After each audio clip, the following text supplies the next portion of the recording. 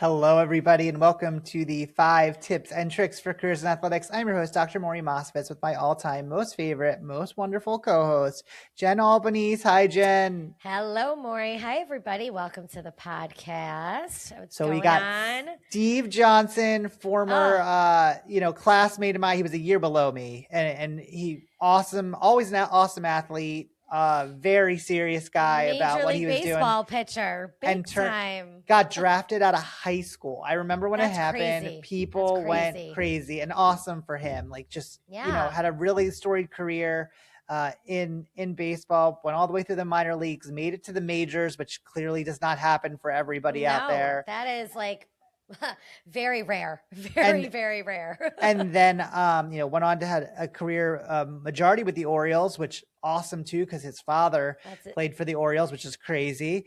And hometown boy living in Baltimore. I was gonna say, in his hometown, like, how cool to play for your hometown team. Like, that's just so cool. Then I believe ended with the Mariners, and now is doing awesome things with teaching young people about the sport of baseball, getting the next generation up to be able to play at their best in pitching and hitting, and I hope people who are in that area go check him out. But he's doing awesome stuff, so he'll have a lot of great things to say. Oh yeah, like that's so cool. It's such a different perspective. Again, when we have like a professional athlete, it's like their tips are so interesting to me, because it's like not my world. I mean, obviously we work with athletes all the time, but like that's not where we are in, obviously. Right. But, and baseball is like You're like a big one of my baseball favorite fan. sports.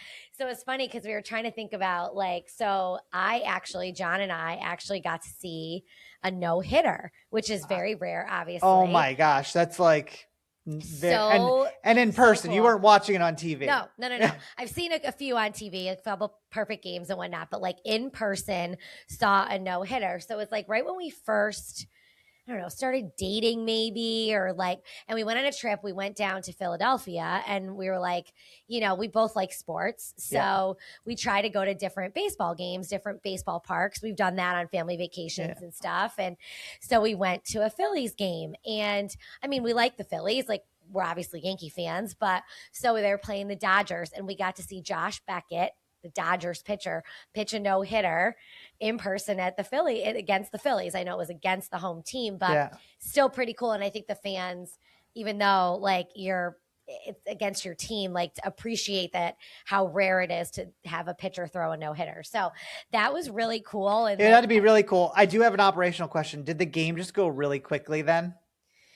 Yes and no. Because I feel like if you're a no-hitter, you're going pretty quick through the game. But a no-hitter doesn't mean no guys on base. You can walk guys. That's true. So technically, like, he might have walked a guy or two. I don't remember the exact stats. But even that is and again, it's still moving it along. Oh, it definitely is. And it's funny because like you start to hear rumblings, like everybody in the crowd started being like in the 6th inning, like, ooh, he hasn't given up a hit yet. Like, okay, now we're into the 8th. Like, oh my God. And it was like, okay, like you got to stick around, because obviously like their innings were going faster, but obviously the Dodgers were hitting. So the Dodgers were scoring runs. Right.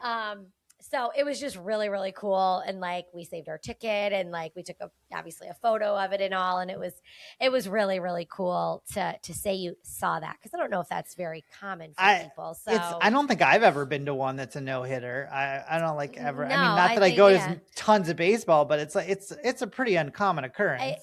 We should look up like how many no-hitters typically get thrown in a season. It's probably very small. I would think so. And perfect games are even more. I mean, rare, just for a guy to pitch through a whole game nowadays sometimes is a lot. That's a lot of pitching. Like to play a complete game is not common. It's just not, because I mean, obviously with all like the stats now and like how many games you're playing in a row. I mean, usually you're sometimes guys can't make it through depending on what they played before or after, if they're coming off of was that the first game in the series? I don't really remember. It was a while ago. It's crazy though. Anyway, it's hard to do. Yeah, no, it was so cool. So I should find some of those pictures and we'll post them, because it was pretty cool. But yeah, so this will be really cool to hear. Yeah. And, a professional baseball player, I'm excited. This is going to be good. Well, we have a great one coming up. And so after this, please check out Steve Johnson. Are you a loyal 5 Tips and Tricks podcast listener? If not, now is the time to start. Get all your info and fun content on the podcast by following us on all our social channels at @AthCareerPod. The 5 Tips and Tricks podcast is a part of Athletic Career Consulting. Make sure to reach out to us. The one-stop shop for everything is our website, www.athcareer.com. Remember, follow and like us on @AthCareerPod, rate and review us, and get all your info at www.athcareer.com. Okay, everybody, welcome back. Maury, would you like to introduce our guest today? Born and raised in Baltimore, today's guest made his mark early at St. Paul's School, where he became one of the most decorated players in program history.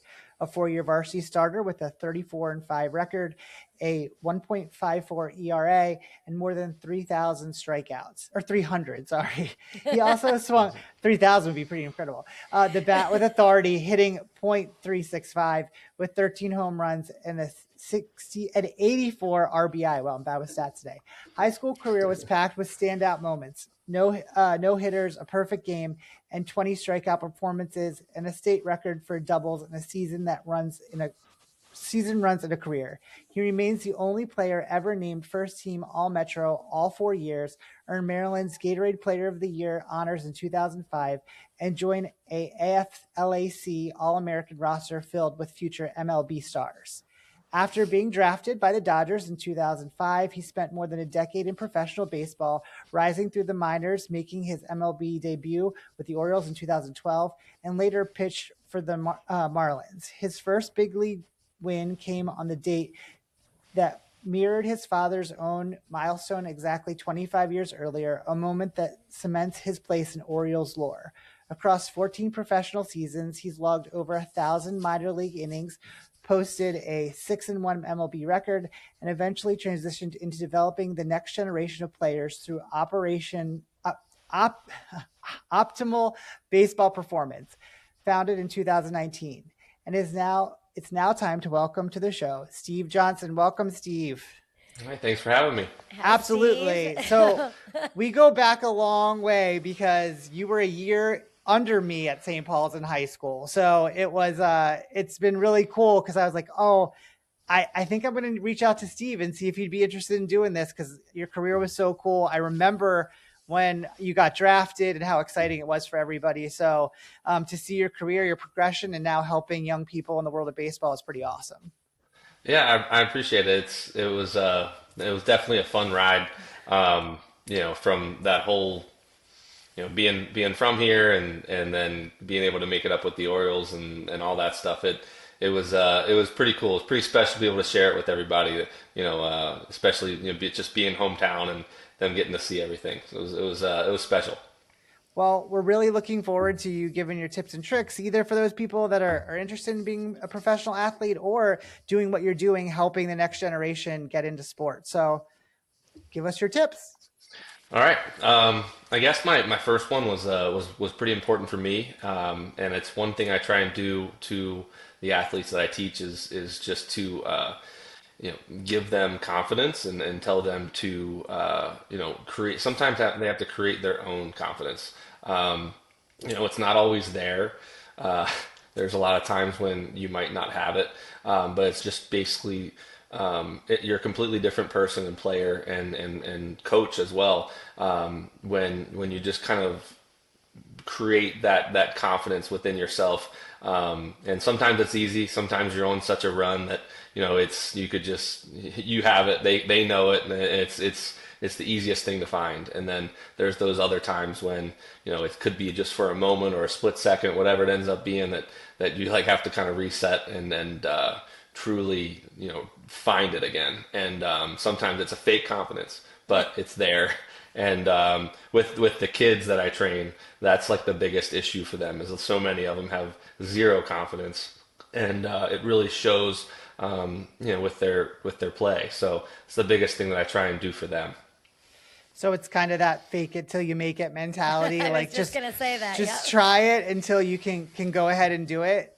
Yep. No, it's 100%. I mean, it's one of those things where you give up a homer and it's like, okay, well, this next guy can't touch me. Right. It's just trying to, throw that last one out the door and kind of be a goldfish in a way with the your memory and just kind of say, all right, well, this, from now on, this is my mindset, this is my goal, and for the younger players, it's definitely tough, but when they kind of find a way to do that, it goes a long way. And it's interesting because there's certain positions where this is like such a key thing, and pitching clearly is like you have to kind of stay in the moment, be able to, but goalies and just certain people that it's like, okay, I'm gonna make sure that I stay confident, block out what just happened before, or be in the moment of that. Where did you learn that from? Was that like something you picked up, or was it something that you were taught early on? Um, I mean, that it's really tough. There's having success helps, and I was lucky to have success along the way, pretty regularly.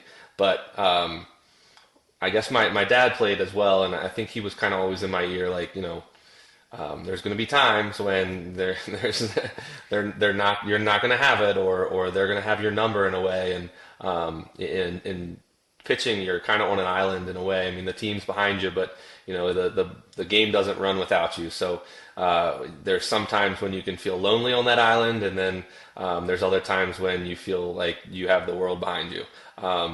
But if you can kind of create your own confidence, even if it's, you don't have confidence in the first inning, but you find your way out of it, and then you kind of be able to pick yourself back up in that second, third, and fourth, and now all of a sudden your outing's completely different. And that's a tough one. It's kind of like learned along the way, and you get better at it as you go. But there's a lot of times you get smacked in the mouth that first time, like really, really bad, and it's like, what, I didn't do well with the confidence that game, but maybe in the future I'll be better at being able to rebound. Yeah, I think what you said about mindset, that's so important. And I think athletes are like top notch at that, to be able to find that right mindset to keep that confidence. And I think, it can go across everything, not just, being a professional athlete, but, in your job, in, whatever, like having that confidence in yourself, like, hey, I'm here for a reason. Like, they drafted me for a reason. Like, I Right. have the skill to do it. And reminding yourself of that mindset, I think, is really important. So, yeah, we can all use more confidence. I think that's Yes. just across the Everything. board. Across the Exactly. board. Awesome. Great start, Steve. Number two, what do you got?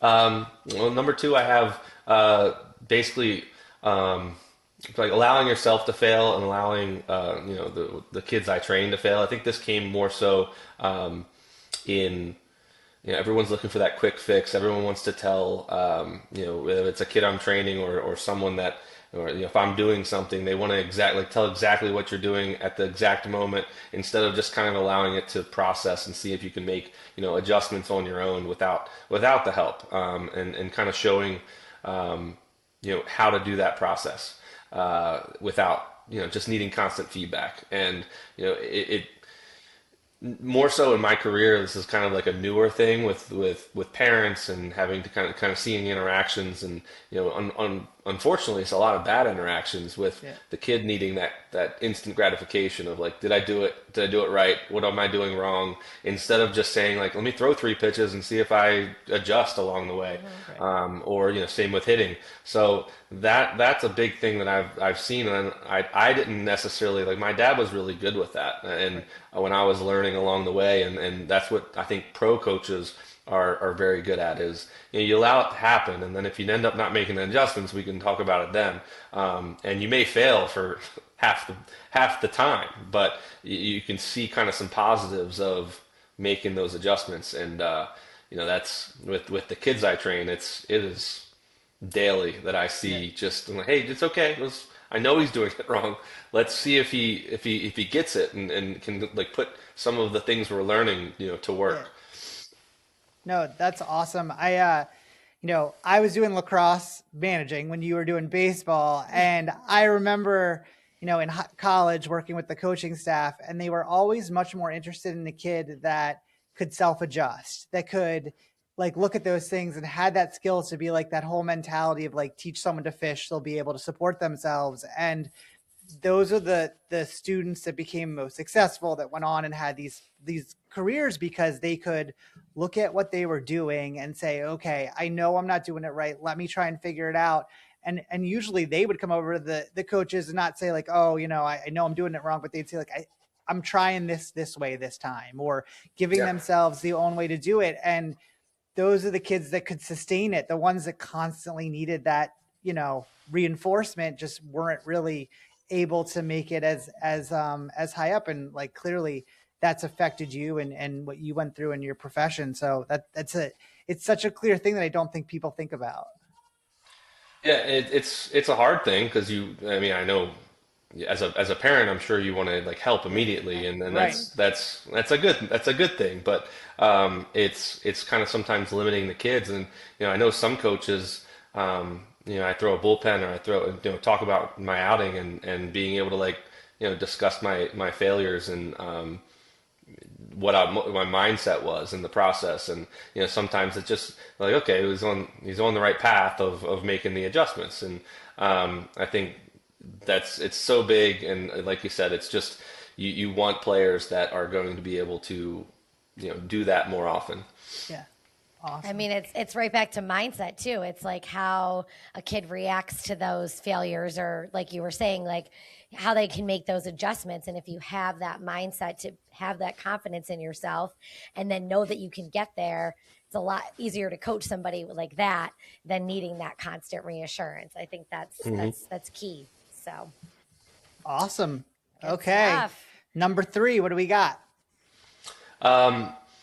This definitely goes with I guess more of my coaching side, but I blended it in with some of the things that I kind of did on a regular basis. But trying to blend like the current needs, but trying to also build future success as well, and they don't always go together at the same time. There's a lot of players that want the success like immediately, and you might be teaching them something that is going to benefit them later on because they're just not in the right place at the moment. So you need to give them the skills that they need to have some success, but then also kind of say, okay, but you might fail a little bit right now because you're used to what you're doing now, and we're trying to get you in a position to be able to have success now.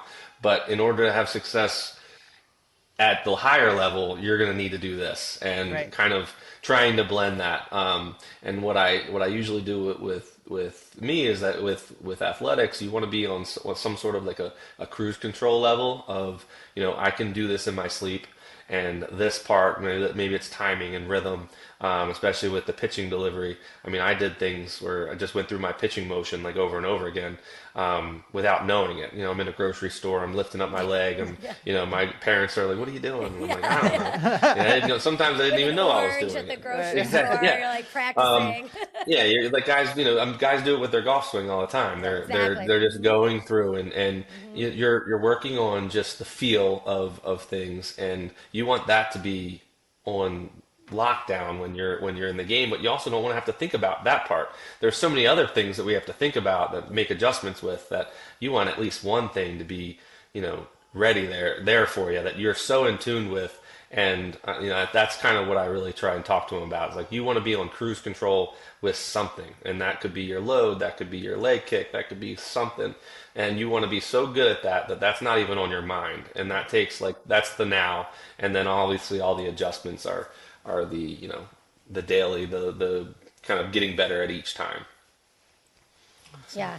I was gonna say, like, yeah, like the fundamentals need to be like you can do that in your sleep. Like, I love that. Right. Like, even like watching the Olympics, you hear that about like, okay, these ice skaters can go out and do these moves in their sleep. Like, they can do these jumps and stuff. And you're like, wait, how can you do that in your sleep? But then you can handle the pressure, and you can, like you said, make those adjustments if you need to make adjustments. So yeah, those fundamentals, having those like in your sleep, I think that's really cool to think about. Like that's like, and when you're at that elite level, Yeah. that's like, you can just do it without even having to think about it. I mean, the other thing that comes to my mind is that whole like 10,000 hours thing to like mastery of Mm-hmm. something. And like, Yeah. and it kind of goes across everything. Like, I've been in my career for long enough. There's just certain things that are like, I don't even have to think about it, and I can like blurt it out. And my staff, who's super young, like they're always telling me how they didn't Old see we are. movies and Yeah, how old yeah. we are. It's like, how did you know that? And I'm like, because I've done this for so long, my Yeah. brain just does it and my body reacts to it, and I can tell you what's going to come next. And that's part of it. And I think that's some of the things that people don't realize about like being a professional and whatever you're doing, is that like it takes a lot of time, a lot of practice, a lot of routine to be really good at something. And that's what it is. And if you want to be really good at, administration, you still got to work through it. If you want to be a really good pitcher, you better be pitching all the time and looking and tweaking it. So it's such a valid skill that I don't think people pick up on as much as they should. Yeah, luckily I played a sport that we literally have games every day. Exactly. So I set myself up for a good one there. But I talk about that as well. With pitching, I might only pitch once every 5 days, but the team plays 100 and I think it was 162 games in 180 days, and in the Right. minors it's 140 games in 150 Right. days. So, and on your off days, you're still practicing most of the time. Right. So you're there doing something, and even though I didn't pitch every game, you're working on it every day, Right. and that's your job at that point. But before that, it has to kind of be, to get to that point, you kind of have to treat it that way Right. sometimes. And you can play different sports and do all the things, but if you want to be good at something, you still got to come back home and do the thing that you want to be good at. Over Over and over. Marty, Yeah, there we go. exactly. Over and over. Over and over. Over and over.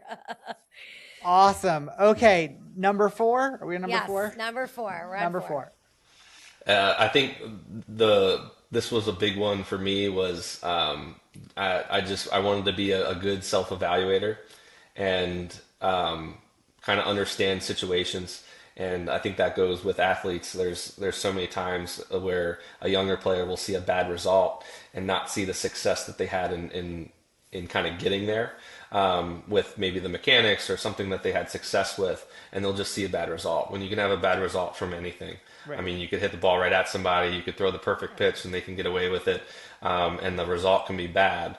But in terms of like putting yourself in the position, if you did that 9 times out of 10, you'd have success. And kind of understanding that as a pitcher was very important for me, because you have to kind of, did I throw a good pitch? Is that a good pitch to that guy? What am I going to do the next time? If I look at it in a bad way to where I made a mistake when I actually didn't, then I could actually run into a trap later in the game or later in the season.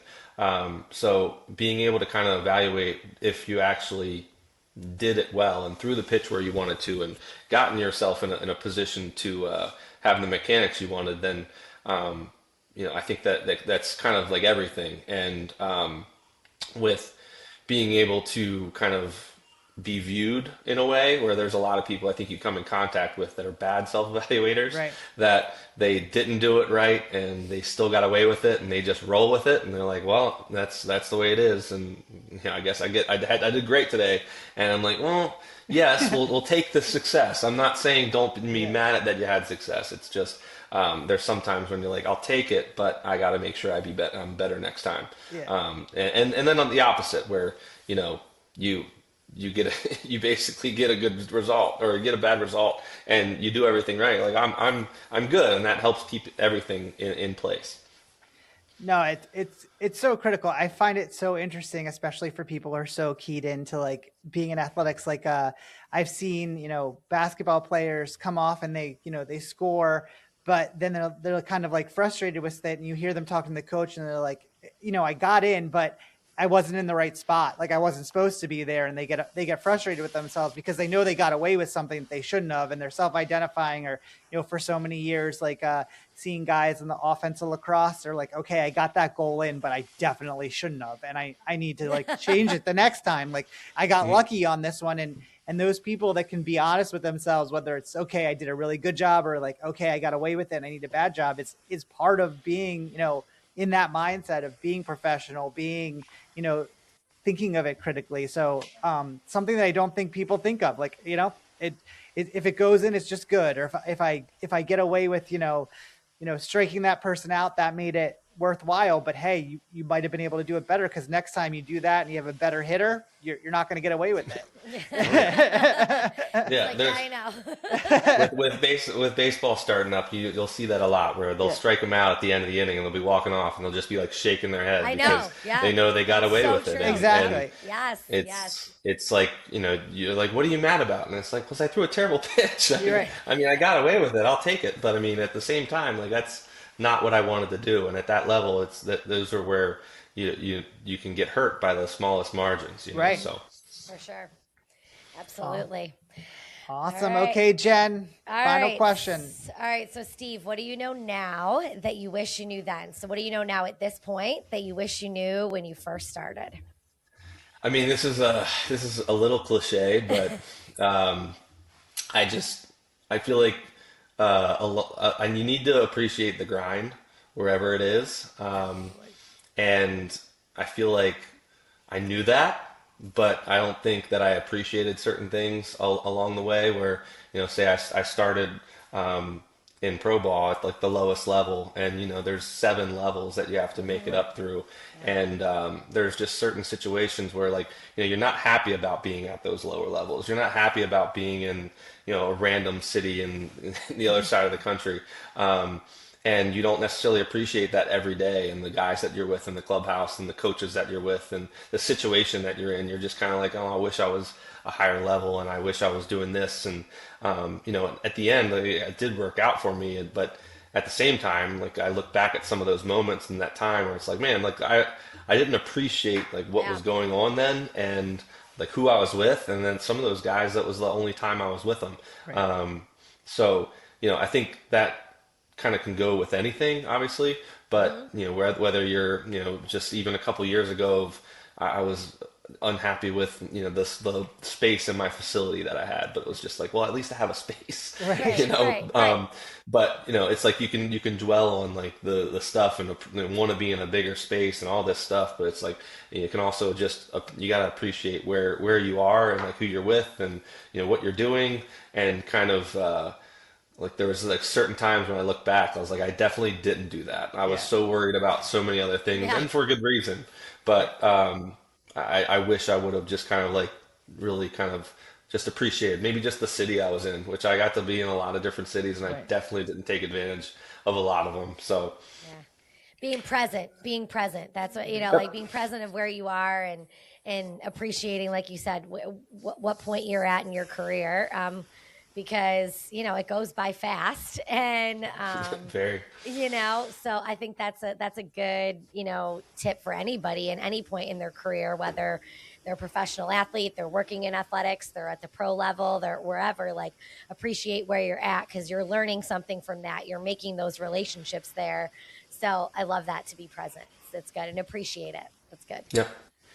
Well, Steve, we thank you so much. It was great catching up with you and seeing you after all these years, and always enjoyed watching your success and doing some awesome things back in Baltimore. So hopefully you'll get back. I'll catch up with you at some point when we're there, maybe be at a alumni event here in the future. So that would be awesome. You guys do love your reunions down there. Maury talks about his reunion and how big deal it was. So it was a good time. It's always a good time. See? Well, it was nice to meet you, Steve. This was great. Thank you so much. Nice meeting you as well. Yes. Well, thanks everybody for listening. Make sure you're following us on all your social channels and at AthCareerPod, and listening on all your podcast platforms. And a new episode drops every Tuesday. So thanks everybody. Bye. If you like the 5 Tips and Tricks podcast, make sure to subscribe on your favorite podcast platform. You can rate and review us, including questions that may be answered on future episodes. The 5 Tips and Tricks podcast for careers in athletics is part of Athletic Career Consulting. Check us out at www.athcareer.com. Don't forget to follow and like us on your top social media platforms.